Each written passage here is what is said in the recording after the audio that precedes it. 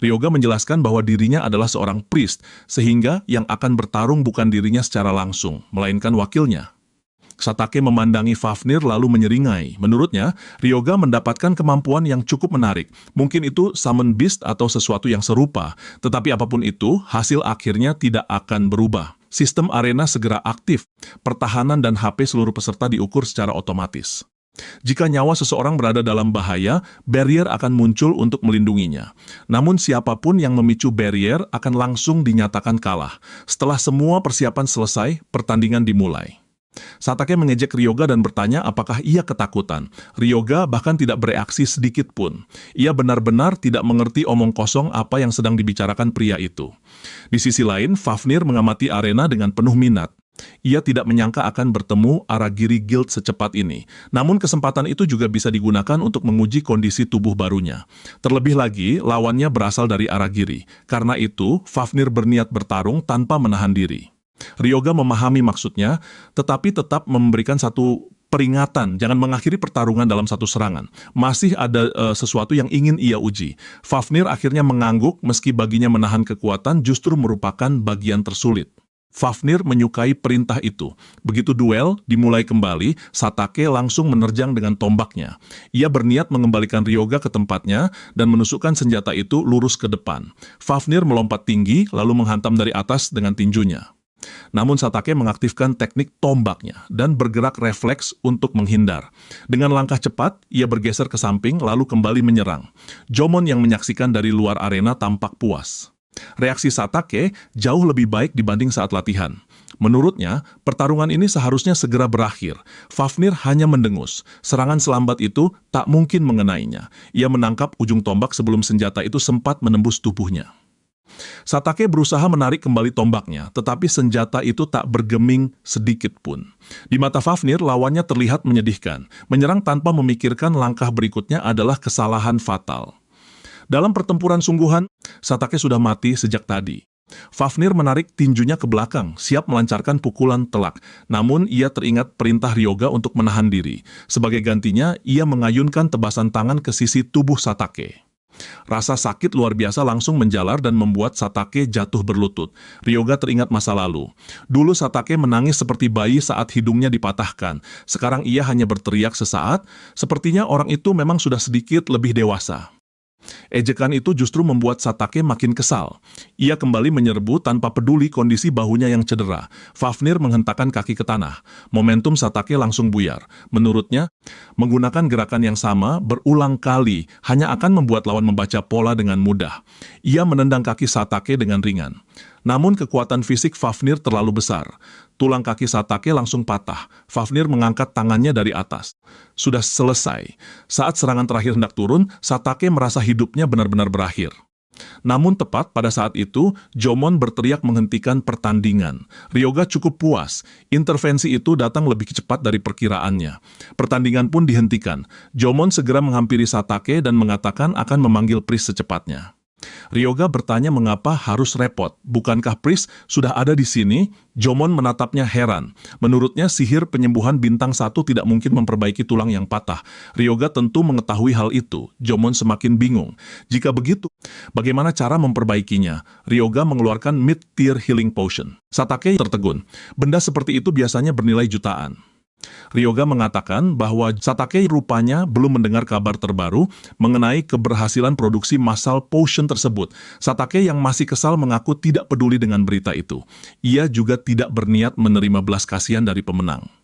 Ryoga membuka tutup botol lalu menuangkan cairan itu ke kaki Satake. Dalam sekejap, tulang yang patah kembali menyatu sempurna. Jomon langsung tertarik. Melihat ekspresi puas Ryoga, ia menuntut penjelasan dari mana potion luar biasa itu berasal. Ryoga tahu umpannya berhasil. Ia memperkirakan Jomon adalah hunter bintang 3. Karena itu, ia menawarkan sebuah duel. Sebagai imbalannya, ia akan memberitahu sumber potion tersebut. Jomon menghela napas. Ternyata Ryoga masih belum puas. Namun karena informasi itu akan diberikan apapun hasilnya nanti, ia tidak punya alasan untuk menolak. Ryoga mengangkat bahu. Pertarungan sebelumnya terlalu singkat. Kali ini ia ingin melihat kemampuan penuh lawannya. Duel kedua pun dimulai. Jomon segera menggunakan Zephyr Swordsmanship. Tebasan demi tebasan beruntun menghujani Fafnir tanpa jeda. Jomon memang sudah menduganya. Fakta bahwa Fafnir mampu bereaksi terhadap tusukan Satake sebelumnya memang mengesankan. Namun tubuh Dragonian yang besar memiliki keterbatasan tersendiri. Kerusakan yang terus menumpuk perlahan menurunkan efisiensi pertahanannya. Jomon melompat tinggi, berniat mengakhiri pertarungan sekaligus. Sementara itu, Ryoga justru sibuk menganalisis. Gaya bertarung cepat milik Fafnir ternyata kurang cocok dengan tubuh Dragonian yang dirancang untuk pertarungan jarak dekat. Itulah alasan Ryoga sengaja memancing Jomon menggunakan potion sebagai umpan. Jika suatu hari Fafnir menghadapi musuh yang tidak mampu ia tangani, pengalaman seperti ini akan sangat berharga. Dan benar saja, Fafnir tampaknya berniat memanfaatkan duel ini untuk membiasakan diri dengan tubuh barunya yang masih terasa kaku. Sikap itu membuat Ryoga cukup puas, memang pantas disebut tangan kanannya. Karena itu ia tidak bisa hanya menonton. Ryoga segera mengaktifkan Unholy Blessing pada Fafnir. Energi gelap menyelimuti tubuh undead itu dan meningkatkan seluruh statistiknya sebesar 20%. Ryoga cukup terkesan dengan efeknya. Setelah itu, ia menggunakan Unholy Blessing pada Jomon ragu. Sebaliknya, seluruh statistik Jomon langsung turun 10%. Jomon segera menyadari apa yang terjadi.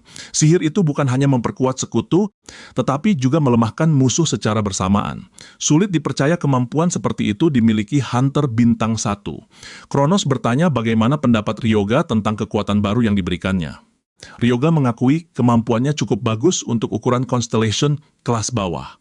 Sebelum Kronos sempat menanggapi, Ryoga menyuruhnya diam karena mereka sedang berada di tengah pertarungan.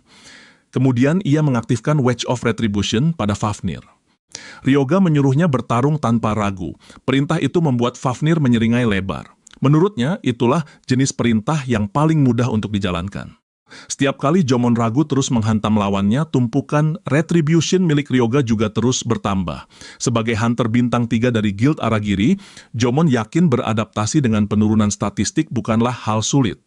Namun ada satu hal yang mengganggunya. Summon Bintang 1 di hadapannya terus menerima serangan tanpa mundur sedikit pun dan bahkan masih mampu menekan balik. Fafnir perlahan memahami sesuatu.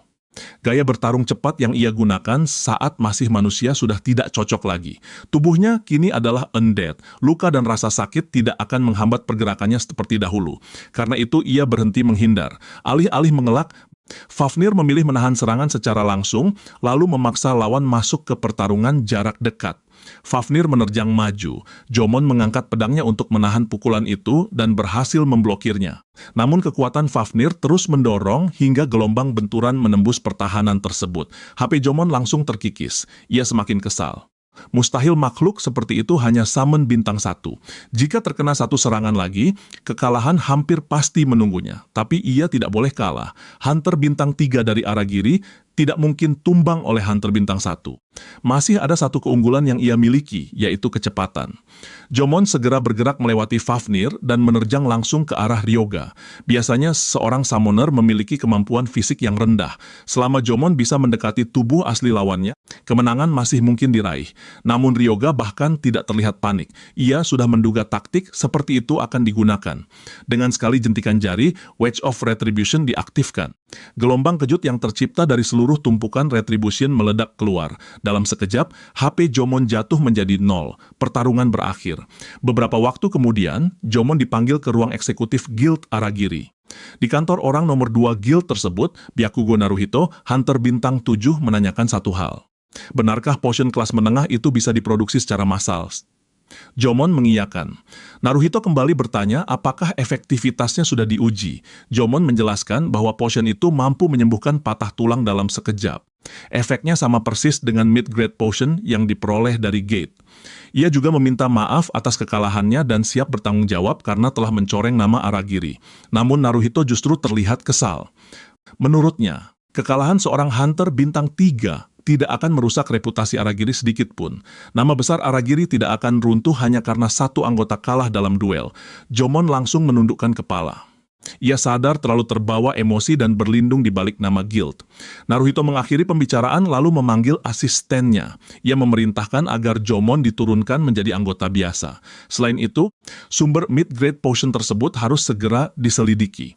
Ada hal lain yang juga mengusiknya. Bagaimana mungkin Hunter Bintang 1 bisa mengalahkan Hunter Bintang 3?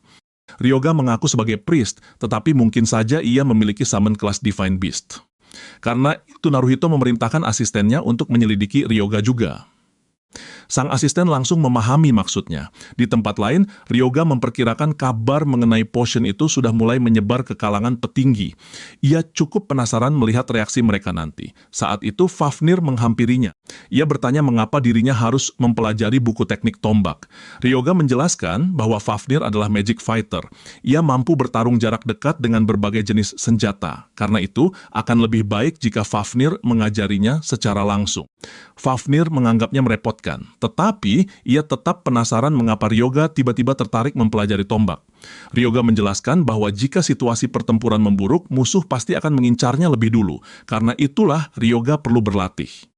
Terus-menerus dianggap titik terlemah benar-benar membuatnya kesal.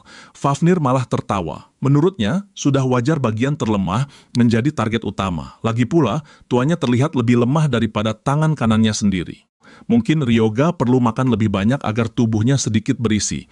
Melihat Fafnir begitu menikmati ejekannya, Ryoga langsung mengangkat tangan dan memukul kepalanya. Tak lama kemudian, Fafnir berhasil memahami seluruh isi buku teknik tersebut. Ryoga cukup terkesan dengan kecepatan belajarnya.